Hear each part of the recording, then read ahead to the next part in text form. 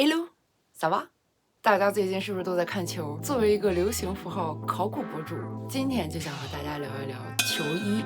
其实，在做这个视频之前啊，我自己对足球史真心不了解。但实际上让我印象最深的，其实是2018年在莫斯科举行的那一场世界杯。最后呢，法国它是4-2战胜了克罗地亚。当时整个法国的感觉就是这个样的，每天出门的感觉都是这样。大家呢，基本都是兴奋到。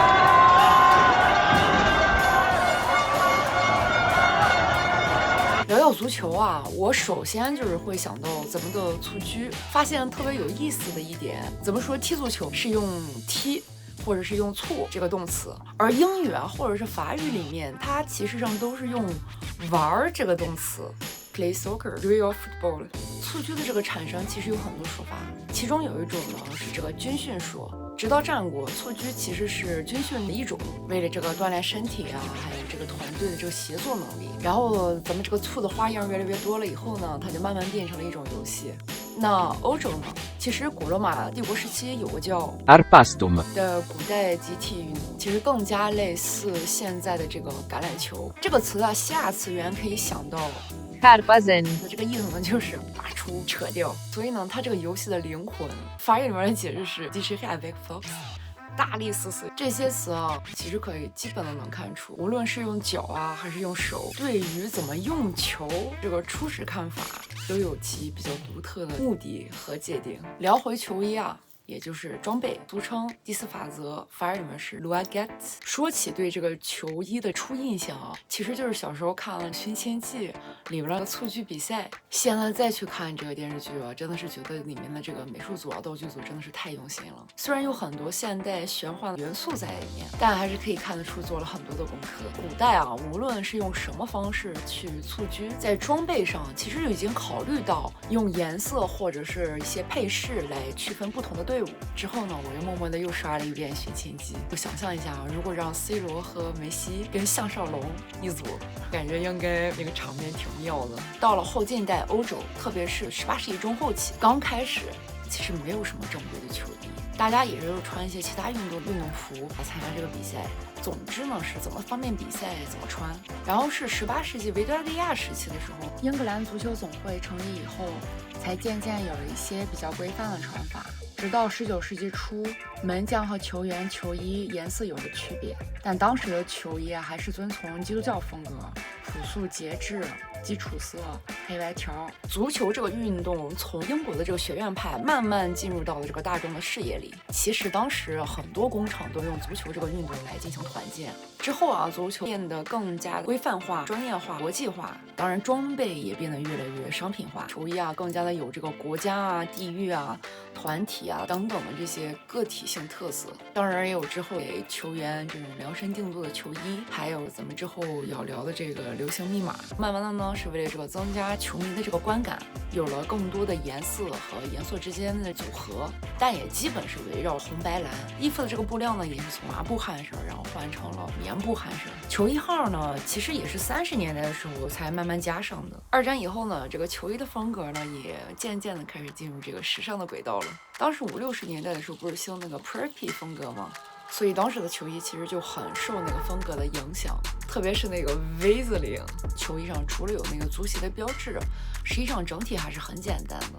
球衣的颜色出现两基色，也是因为电视的普及。黑白时代的时候，为了方便区别球队，一般选择一浅一深双基色搭配，这样当主队选择一种的时候，客队就可以选择另一种。衣服的布料呢也有很大的改进，越来越轻。其实有很多野史，阿迪和 Puma 那个时候在球衣设计的这个赛道上，真的是大战几百回合。比如 Johan Cruyff 不是当年很出名吗？还有一件让他特别出名的事情，74年参加世界杯的时候，他当时拒绝穿带有阿迪达斯标志的球衣，是因为他当时跟 Puma 是有这个合同关系。之后这个球衣上的这些赞助，还有这个粉丝周边，都是70年代的时候慢慢出现的。称球衣或者是运动服为时尚单品，其实上是从80、90年代的时候才开始了。上衣也更偏衬衣领，更加的宽松，短裤它更加的长，更加的肥大一些，印花呀、细节等等，整体啊它是更加的风格化了。当时的球衣比起现在来说啊，都相对宽松一些。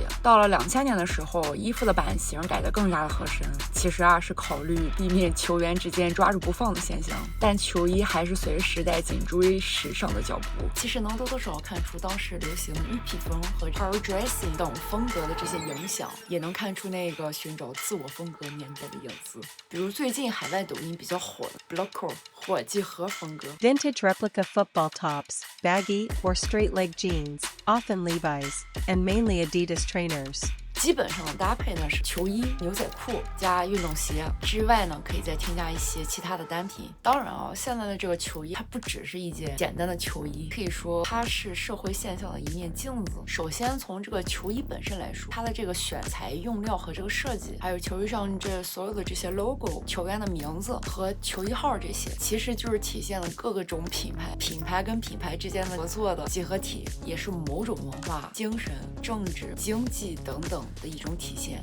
体育教育评论家皮埃尔·德·古巴曾也是现代奥运发起人，曾经说过，足球促生了一种民族主义体育观念。这项团队运动的最初政治目的是通过加强所谓精英话语权来消除差异，掩盖社会不平等，来支持所谓客观等级制度。因为这是一项基于个人能力意愿实现的集体运动。比如我们先从这个球衣品牌来说，它其实不只是一个品牌赞助商，它其实更能说明是掌握了某种新的材料的一种技术，或者是设计，还有品牌自己的这个影响力，以及和这个球队、俱乐部等等之间的这个关系。球衣上的这个数字，比如这个核心指挥的梦幻10号、疯狂冲刺的终结者9号，都能反映出球员他本身个人的这个性格特色，当然还有他们在这个球队演绎的这个角色。球衣的颜色基本反映整个球队、国家甚至民族的精神和灵魂。比如那不勒斯队自1926年成立以来，一直是用蓝白色的球衣，是为了向波旁西西里王朝的官方颜色致敬。米兰 AC 自1899年俱乐部成立以后，基本都是沿用红黑两色。最初是俱乐部创始人之一 Herbert Kipling 选用了这两种颜色的搭配，当时啊，这两种颜色也被称为恶魔红和恐惧黑。